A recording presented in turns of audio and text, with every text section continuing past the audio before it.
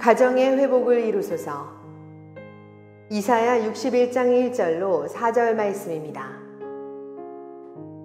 주 여호와의 영이 내게 내리셨으니 이는 여호와께서 내게 기름을 부으사 가난한 자에게 아름다운 소식을 전하게 하려 하심이라. 나를 보내사 마음이 상한 자를 고치며 포로된 자에게 자유를, 갇힌 자에게 노임을 선포하며 여호와의 은혜의 해와 우리 하나님의 보복의 날을 선포하여 모든 슬픈 자를 위로하되 무릇 시온에서 슬퍼하는 자에게 화관을 주어 그 죄를 대신하며 기쁨의 기름으로 그 슬픔을 대신하며 찬송의 옷으로 그 근심을 대신하시고 그들이 의의 나무 곧 여호와께서 심으신 그 영광을 나타낼 자라 일컬음을 받게 하려 하심이라. 그들은 오래 황폐하였던 곳을 다시 쌓을 것이며 옛부터 무너진 곳을 다시 일으킬 것이며 황폐한 성읍 곧 대대로 무너져 있던 것들을 중수할 것이며. 아멘. 제가 인간적으로 제일 부러워하는 분들은 누구냐면 건강한 신앙의 가정에서 사랑을 풍족히 받고 자라난 사람들입니다. 그런 분들을 보면요, 참 마음이 건강하다, 밝다. 인생에 어떤 어려움이 있어도 잘 대응해요. 마음이 건강하니까. 그리고 그의 삶에 하나님이 부으시는 영적인 복들이 이렇게 아름답게 열매 맺힙니다. 작년에 박보영 목사님과 또 몇몇 분 함께 만나서 식사하는 자리가 있었는데 어떤 분이 그러한 질문을 박 목사님에게 했어요. 목사님은 참 사랑이 많은 것 같습니다. 어려운 아이들을 다 끌어안고 지금도 그 사택에 수십 명의 아이들을 기르시거든요. 어떻게 그러한 사랑을 배우게 되셨지요?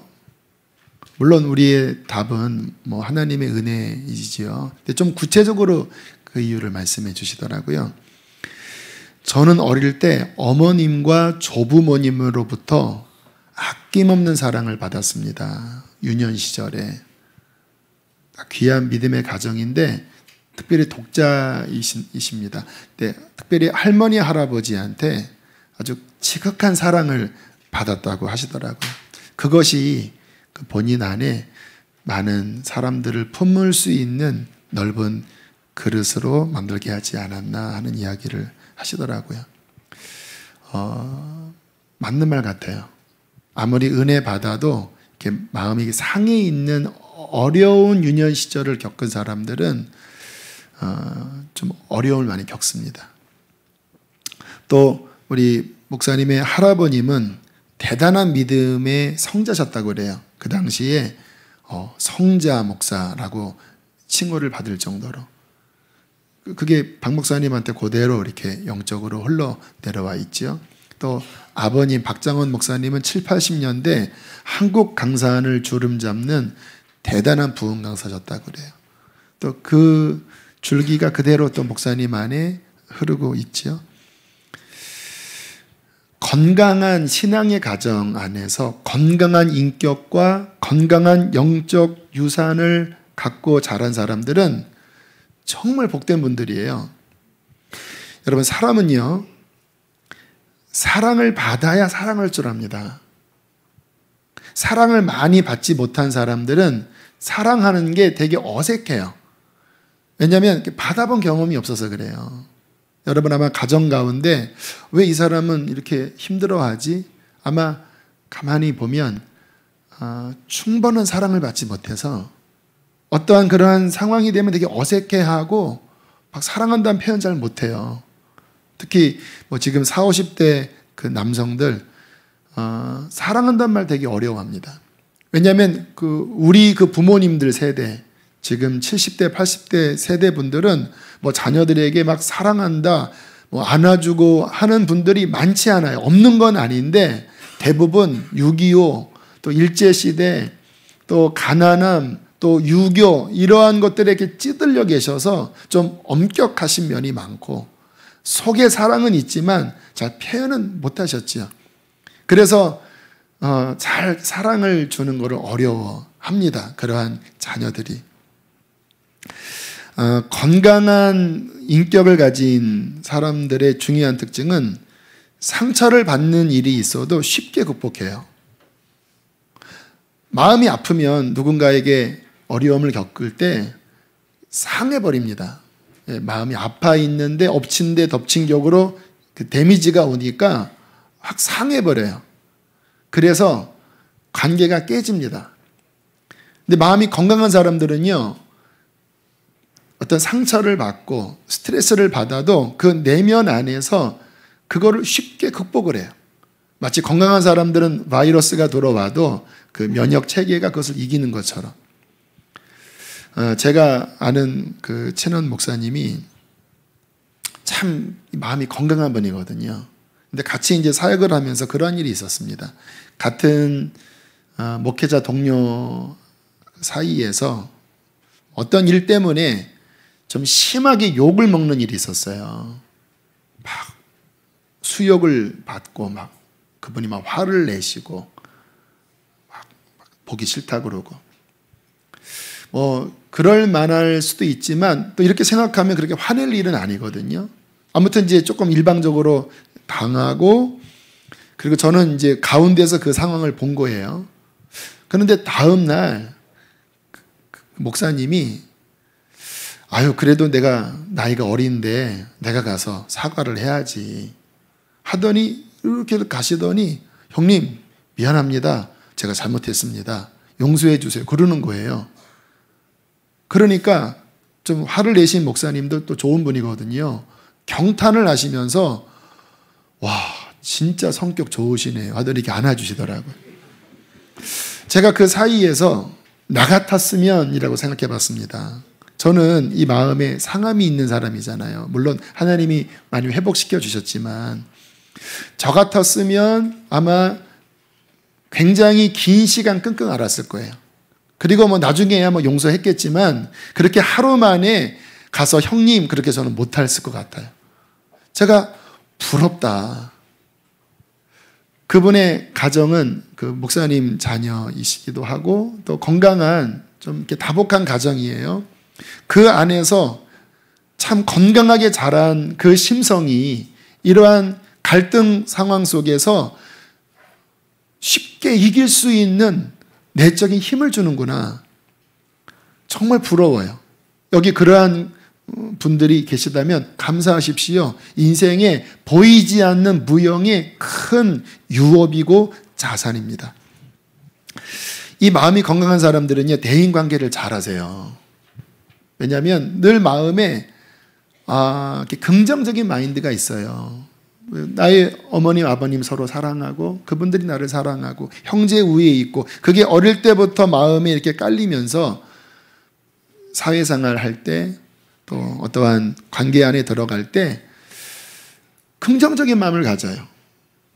여러분 사람은요 언제나 주는 대로 받는 거거든요. 이 사람이 나를 좋아하면 나도 좋아하게 되지요. 근데 이 사람이 나를 경계하면 왠지 나도 경계하게 되는 거예요.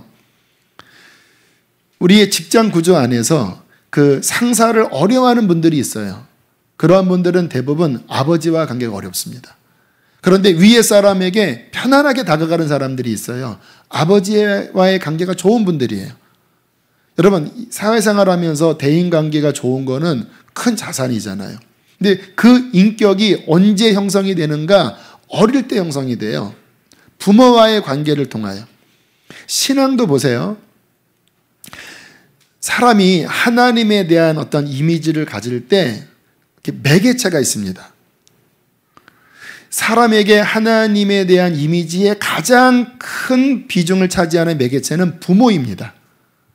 나의 아버지 가장 커요. 하나님을 투영하는 가장 큰 존재예요. 그런데 아버지가 사랑이 많고 인자한 분이라면 하나님은 사랑입니다, 인자하십니다 할 때 별 거부 반응 없이 그렇지라고 받아들입니다. 왜요? 그 마음의 권위자인 부모님을 통하여 하나님의 그런 선한 성품을 본 거예요. 그런데 부모가 자신을 학대하고 폭력적이고 그러한 아버님 밑에 자란 사람들은 하나님은 사랑의 아버지입니다 하고 하면 속에서 무슨 소리야. 하나님은 그런 분이 아니야. 그분은 무섭고 나를 학대하고 그냥 나를 안 좋게 하시는 분이야. 많은 사람들이 신앙생활을 하면서 하나님에 대해서 오해들을 하세요. 근데 가만히 보면 그 본인의 아버님, 이런 권위자에 대한 인상이 하나님에 대한 이미지를 굉장히 왜곡시킨 역할을 해요. 그래서 신앙생활을 하면서 어려움을 겪더라고요. 마음이 건강한 분들은 삶에 핸디캡이 있어도 또 고난이 있어도요, 참 신기하지요. 마음이 건강하니까 그 고난과 핸디캡이 오히려 긍정적인 요소로 바꿔버리게 해요. 잘 아는 닉 부이치치 아시잖아요. 태어났는데 양팔이 없고 양다리가 없는데 한쪽에 그냥 그 오리처럼, 어릴 때 별명이 덕이었다고 해요. 오리처럼 이렇게 발 하나 나온 게 전부예요. 여러분, 이러한 사람이 이 세상에서 얼마나 비관적으로 살겠습니까? 사람 어떻게 구실을 할 수 없겠다고 여겨지는 핸디캡이잖아요. 그런데 이 닉 부이치치를 보면 얼마나 마음이 건강한지, 그 태어난 지 몇 주 지나서 그 아기를 다 좋아했대요. 얼마나 밝게 웃는지. 그리고 긍정적인 마음에 아이가 모든 걸 하고 싶어 하는 거예요. 그 보드 있죠. 보드를 타면서 막 방안을 다니고 막 동네를 다녀요. 그 아이가 거기 엎드려서 그 한쪽 그 발로 밀면서 온 동네를 다니고요. 그리고 막 운동도 너무 좋아한대요. 축구를 좋아한대요. 축구를. 그 몸으로 무슨 축구를 합니까? 근데 막 헤딩하고 그 한쪽 발로 막 동생이랑 막 축구 게임하고 수영을 잘합니다. 왜냐하면 본인의 신체 구조가 이렇게 튜브 같아서 숨만 참으면 동동 뜬대 이렇게. 그러니까 바다에서 서핑도 하고요. 골프도 쳐요. 골프도 이렇게 껴서 이렇게 딱 이렇게 퍼팅도 하고. 말이 안 돼요. 그러니까 사람들이 다 이게 말이 안 돼요. 이 손가락 하나 없어도 인생 좌절하는데. 중고등학교 때 아이들이 얼마나 닉 부이치치를 좋아했는지 전교 회장을 했습니다. 투표해서. 건강한 마음에 처음에는 쟤 이상해 하지만 몇 번 접해보면 얼마나 마음이 밝고 얼마나 마음이 긍정적인지 좋아하는 거예요. 사랑스러운 거예요. 결국 이 세상에 희망을 주는 메신저로 그렇게 지금 귀하게 쓰임을 받고 있잖아요. 이러한 경우를 보면요, 가정이 건강해요. 제가 얼마 전에 그 부모님 보리스 부이치치가 쓴 책을 읽었어요. 완전하지 않아도 충분히 완전한이라고 하는 그 책인데, 보니까 그 부모님이 평신도 사역자들이셨더라고요. 그 유고에서 그 호주로 이민을 오셨는데 신앙의 가정입니다. 그래서 목사 안수를 받지 않았지만 교회를 섬기는 사역자들이셨대요. 처음에는 이 아이가 태어났을 때 말할 수 없는 충격을 받으셨지요. 그러나 극복하고 정말 균형 잡히게 이 아이를 하나님께 기도만 한 게 아니라 이 아이가 건강하게 자라려면 어떻게 되어야 하나. 그래서 스스로 할 수 있도록 너 해라. 수용도 해라. 그렇게 배려해주고, 또 이 동생이 둘이 있거든요. 근데 보통 이렇게 누구 하나가 장애가 있으면 하나이에게 관심이 집중되면서 둘째, 셋째가 정서적으로 피해를 입는 경우가 많다고 그래요. 근데 그렇게 되지 않도록 잘 균형 맞추면서 또 그 할아버지 또 사촌들이 정말 사랑으로, 지혜로, 기도로 이 아이를 섬겨 나간 거예요. 한때는 자살하고 싶었대요. 왜? 본인을 이제 알게 되니까. 그러나 그 부모님의 사랑 때문에 자살할 수 없지 하고는 극복해서 지금 귀하게 쓰임 받는 거예요. 건강한 마음, 건강한 가정. 축복입니다. 반면에 아픈 가정들이 있어요. 어릴 때 역기능적인 가정, 부모님의 불화, 중독, 학대, 또 편애, 이러한 것들 속에서 이렇게 아픔 속에서 자라는 자녀들이 있습니다. 우리도 많이 있잖아요. 그러한 분들의 마음을 들여다보면 아픕니다. 커서도 아파요.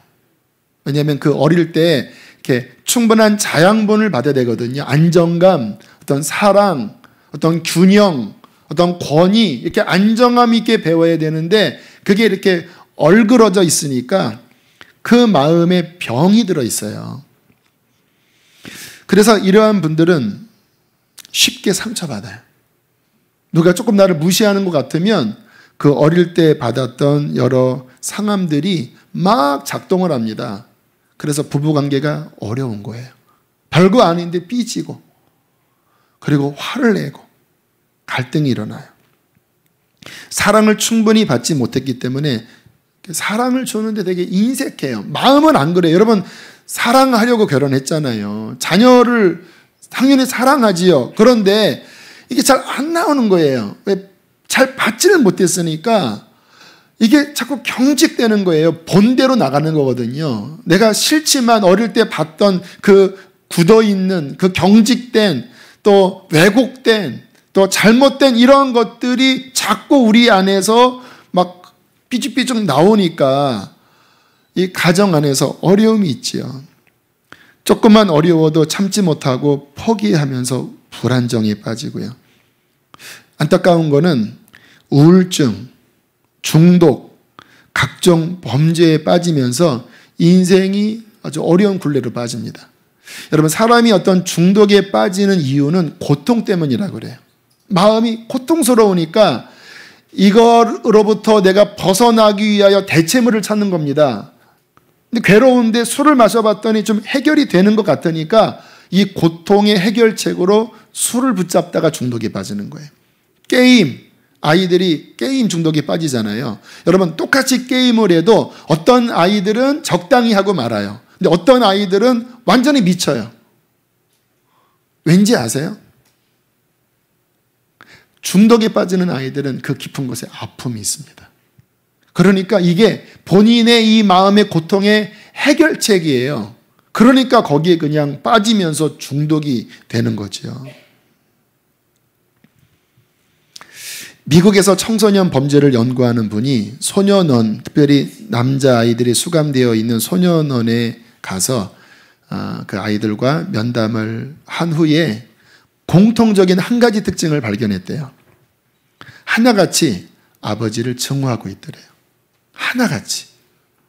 나 아버지 죽이고 싶어. 나 아버지 절대 용서 못해. 너무나 마음이 아팠다고 합니다. 이 아이들이 이 감옥에 갇혀 있는 이유가 결국 아버지와의 관계, 깨진 가정에서 그 일어난 상처 때문에 이 아이들이 분노하고 결국 상해하고 감옥에 들어와서 한번 감옥에 들어가면 그 다음에 또 들어갈 확률이 많잖아요. 아버지와의 관계가 이 아이들의 인생을 이렇게 망가뜨렸구나. 너무나 마음이 아팠대요. 여러분 보세요. 팔다리가 없는데도 세상에 희망을 줘요. 왜? 마음이 건강하니까. 어떻게 마음이 건강하게 되었죠? 건강한 가정 안에서 마음이 건강한 거예요. 팔다리 다 있고 사지 멀쩡한데도 중독에 빠지고 감옥에 가요. 왜요? 마음이 건강하지 않아요. 무엇 때문에? 건강치 못한 가정 안에서 마음이 상하고 병든 거예요. 여쭙겠습니다. 여러분의 마음은 어떠하십니까? 여러분의 자녀들의 마음은 어떠하십니까? 여러분은 어떠한 가정에서 자라셨습니까? 지금 여러분의 가정은 어떠합니까? 제가 여러 사람들을 만나서 함께 신앙의 교제를 나누고 또 상담도 하고 섬기면서 느낀 게 있어요. 거의 99% 모든 사람들 안에는 상처가 있더라고요. 아무리 겉으로 건강한 가정같이 보여도 대부분은 그 안에 아픔들이 있어요. 왜 그럴까? 성경을 보면서 그 이유를 알았습니다. 여러분, 창세기를 보세요. 하나님이 가정을 제정하시잖아요.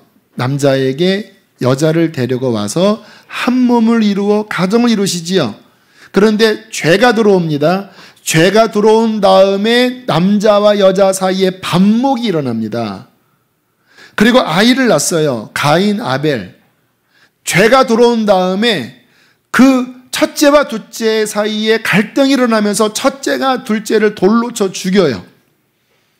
창세기 보세요. 아브라함 가정 이스마엘과 이삭 사이에 갈등이 일어나서 이스마엘이 쫓겨나잖아요. 뭐 그런 해석도 있습니다. 지금 아랍 사람들이 왜 이스라엘을 증오하는가? 서자 컴플렉스가 있다는 거예요. 이스마엘 후손들이 많거든요. 야곱의 자손들 보세요. 요셉을 시기하고 팔아버리고, 성경을 보면은 그 가정사에 수많은 상처와 반목과 아픔이 얼룩져 있는 것을 보게 돼요. 제가 느꼈습니다. 결국은 죄 때문에 모든 가정 안에 이 상처가 생기고 많은 사람들의 마음이 병들고 아프게 되었구나. 그렇다면 신앙은 무엇일까요? 신앙은 복음을 통하여 그 상처가 치유되는 것입니다. 가정이 회복되는 것입니다. 자, 오늘 본문이 바로 그것을 우리에게 표명해 주고 있는데요. 구약에 예수님에 대한 예언이 여러 군데에 나옵니다. 그런데 예수님이 하시려고 하는 구원의 본질을 아주 잘 표현한 말씀이 오늘 이사야 61장 1절로부터 4절 말씀이에요. 이 말씀을 보면 주님께서 이러한 일을 하시기 위하여 이 땅에 오셨구나를 깨닫게 됩니다. 자, 우리 1절부터 다시 한번 좀 한 절 한 절 볼 텐데요. 우리 1절을 큰 소리로 함께 읽어보시겠습니다. 시작.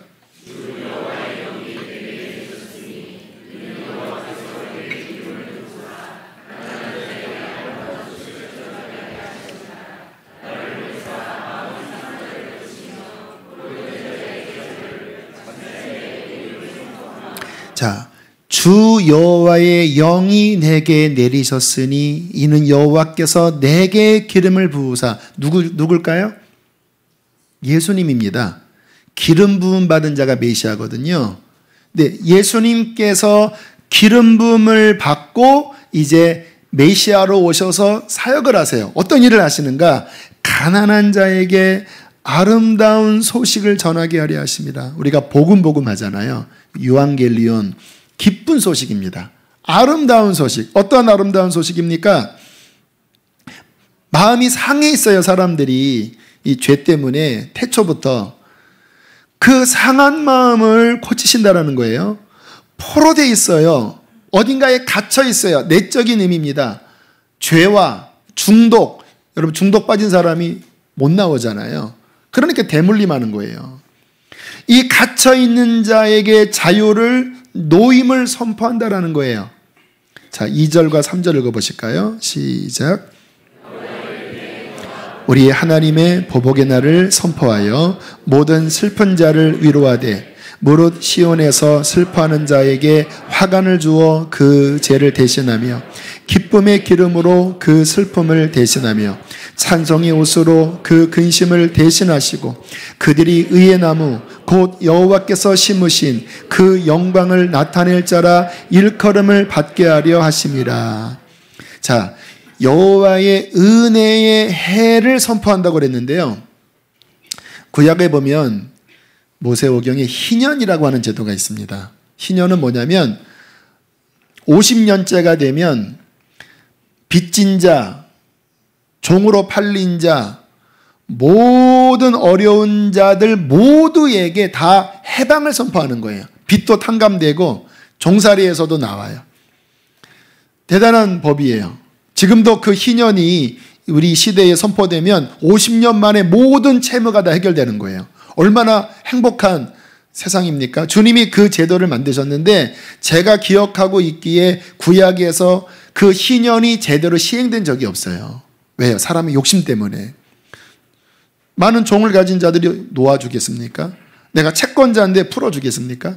그런데 그 희년이 언제 성취되는가? 예수 그리스도가 이 땅에 오셨을 때 죄에 팔리고 죄의 종살이 되는 사람에게 희년이 선포된다는 거예요.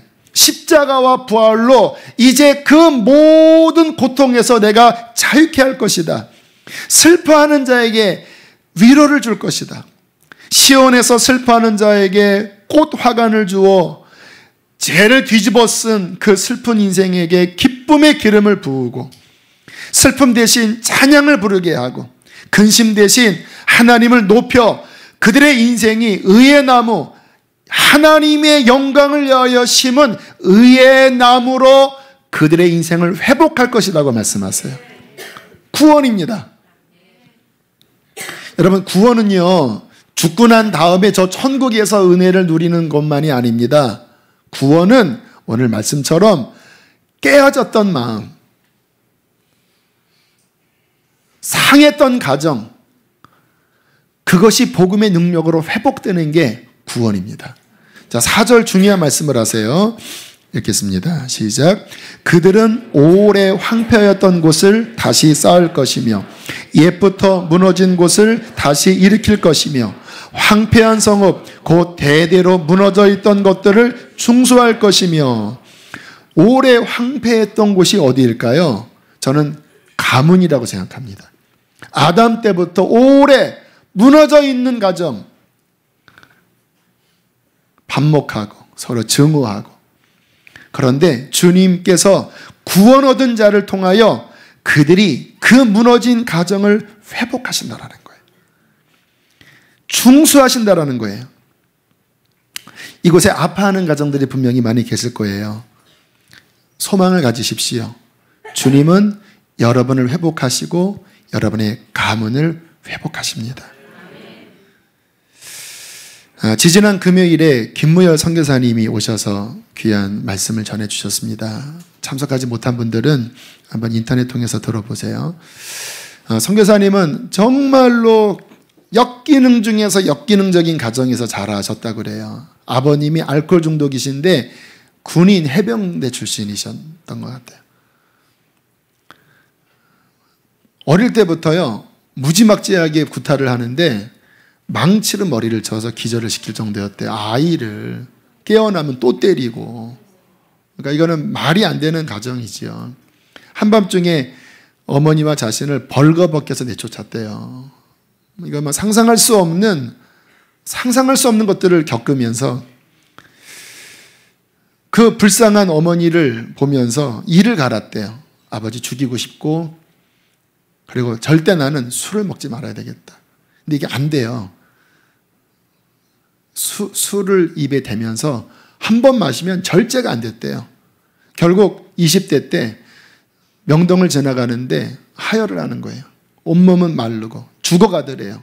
나 이러다 죽겠구나. 근데 누군가 교회에 오라고 전도 초청을 해서 교회에 간 그날 그 가난했던 깨어져 있던 그에게 예수 그리스도가 다가오셔서 그분이 거듭나서 구원을 받으셨어요. 그런데 이제 문제는 아버지와의 관계잖아요. 17년 전에 아버지가 뇌졸중을 맞고 쓰러지신 거예요. 근데 마음에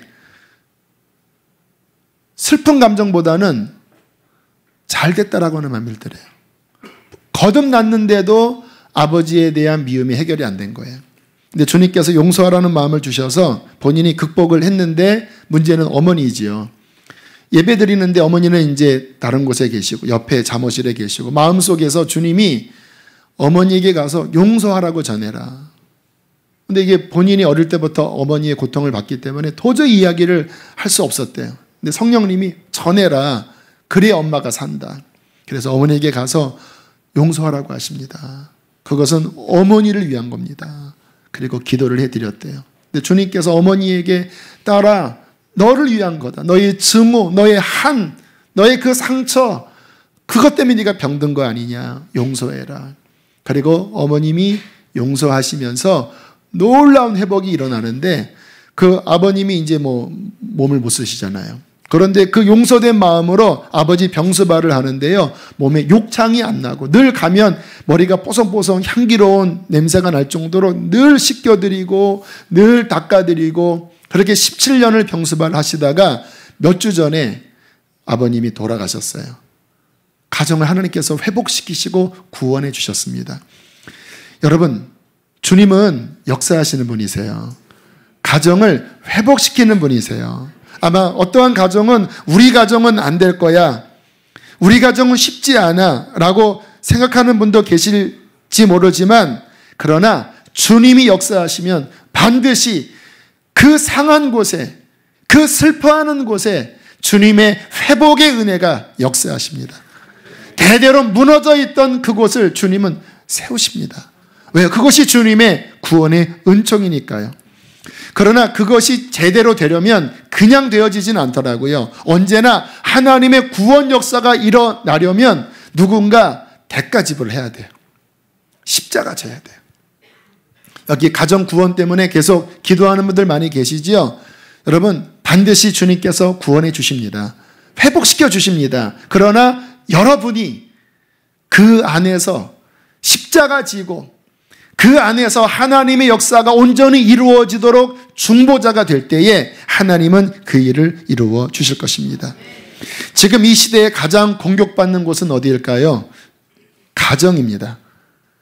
가정이 깨지고 가정이 망가지면 세상은 다 타락해버려요. 사탄이 지금 미디어와 여러 문화를 통하여 가정을 공격해요.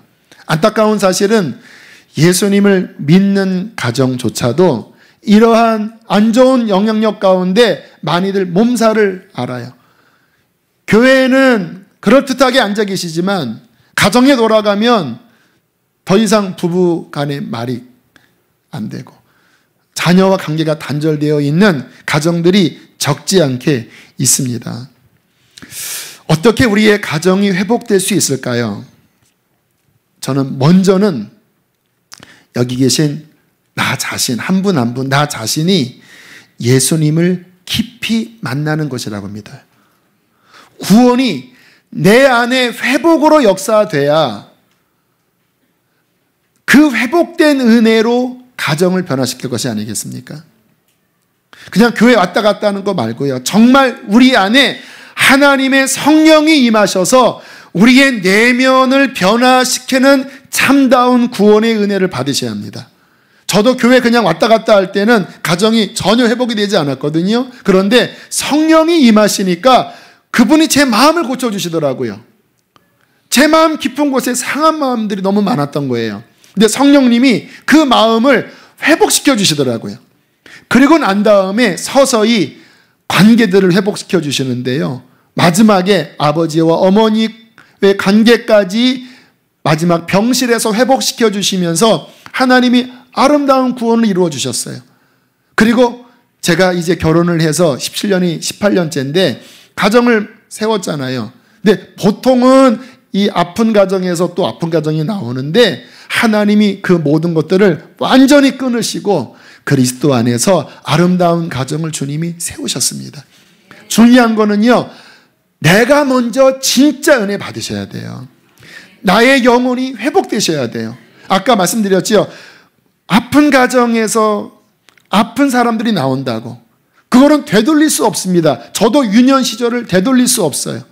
저의 이 정서의 공백을 되돌릴 수 없어요. 이미 다 지나가 버린 거예요.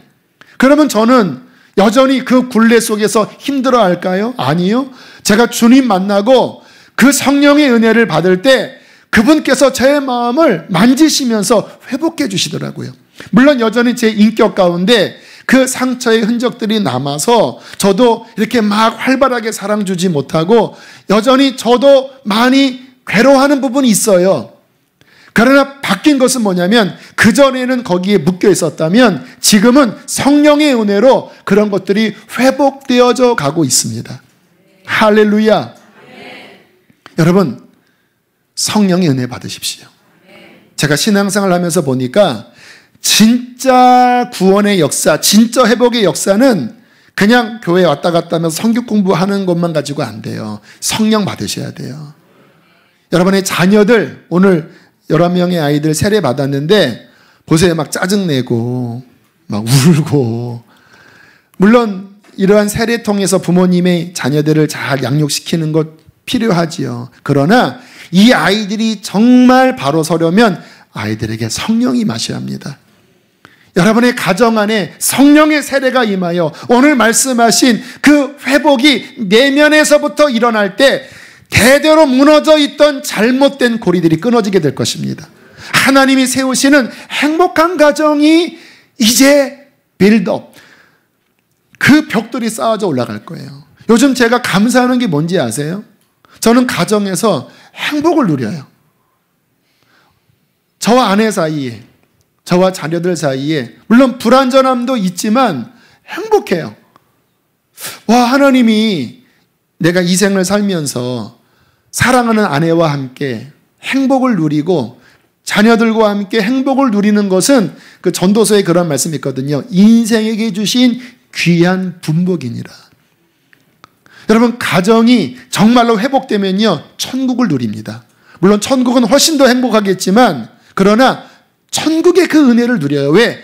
우리 안에 성령이 임하시고 우리 안에 사랑이 흐를 때, 연합이 일어날 때 그 안에 평안함이 있고 얼마나 깊은 위로가 있겠습니까? 하나님은 믿는 가정 안에 이것을 세우기를 원하십니다.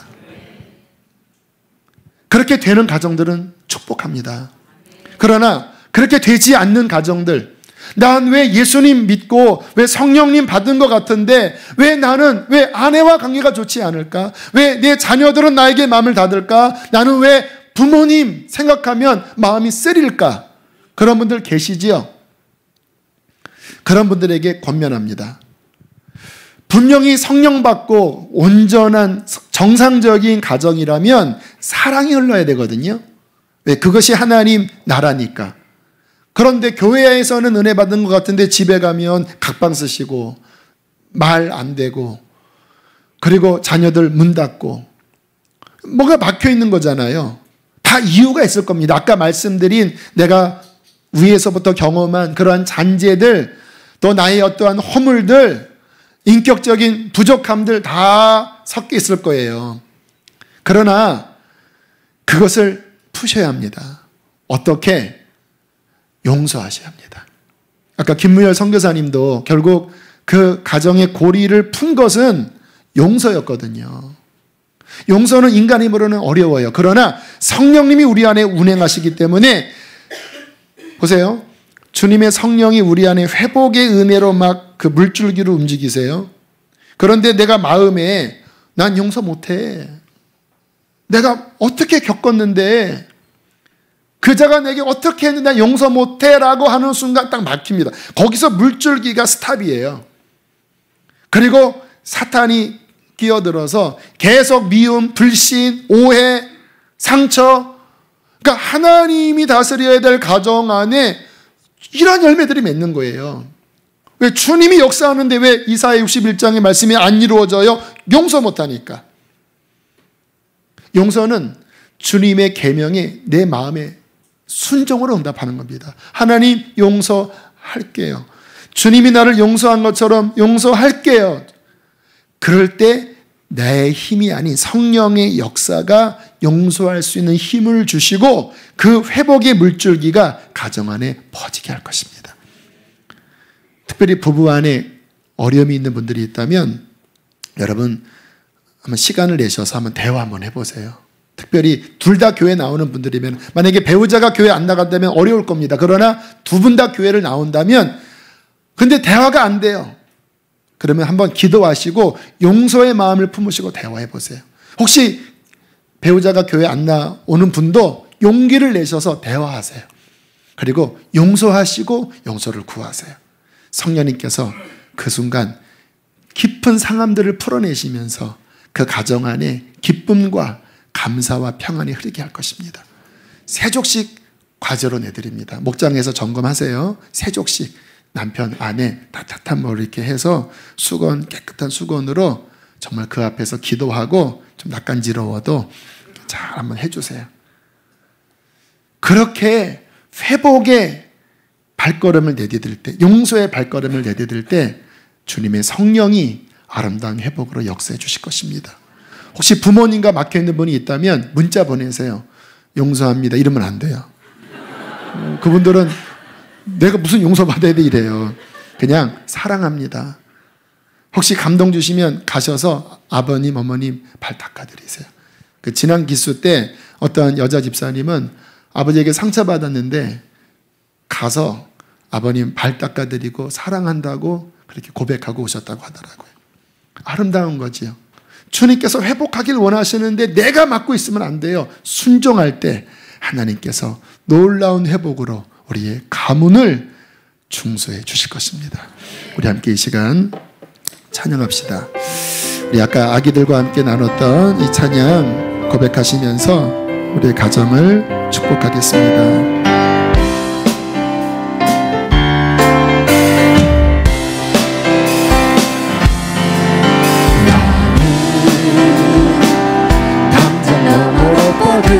나는 가지에 푸른 열매처럼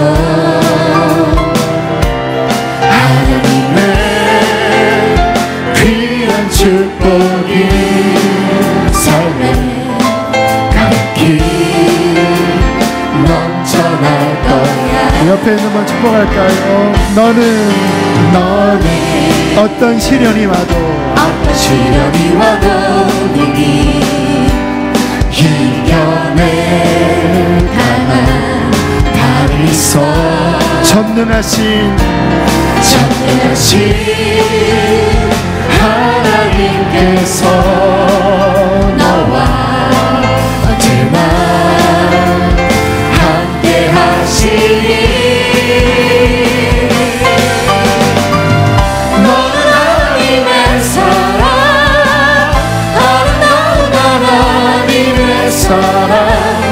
나는 너 위해 기도하며 우리의 가족들을 마음속에 기억하며 축복하세요. 너는 하나님의 선물 사랑스러운 하나님의 열매 주의 품에 꽃 피운 나무가 되어줘. 우리 시간 가정을 축복합시다. 하나님 가정을 회복하여 주십시오. 가정 안에 성령의 세례가 부어지게 해주십시오. 아버지 반목된 부분이 있다면 용서하겠습니다. 다시 사랑이 흘러 천국과 같은 가정이 우리의 가정 안에 이루어지게 하여 주옵소서. 자녀들도 축복하시고 우리 부모님들을 위해서도 기도하겠습니다. 기도합니다. 할렐루야. 살아계신 하나님 아버지 감사와 찬양을 드립니다. 하나님 오늘 말씀을 우리에게 주셨습니다. 하나님 고쳐주십시오. 우리의 가정을 고쳐주십시오. 치료하여 주십시오. 어루만져 주십시오. 어루만져 주십시오. 주여 찬송의 옷을 주셔내 상이 있는 자들이 있습니다. 거기 치료하여 주십시오. 용서하지 못하고 강화하는 자들이 있습니다. 용서가 가정에 흐르게 하여 주십시오. 용서하라. 내가 너희를 용서한 것처럼 너희도 용서하라. 주님 치료하여 주세요. 용서의 산을 넘게 해주세요. 주여 주여 불쌍히 여겨주시기를 원합니다. 위로하여 주십시오. 가정을 여겨주십시오. 같은 가정이 이루어지게 하여 주십시오.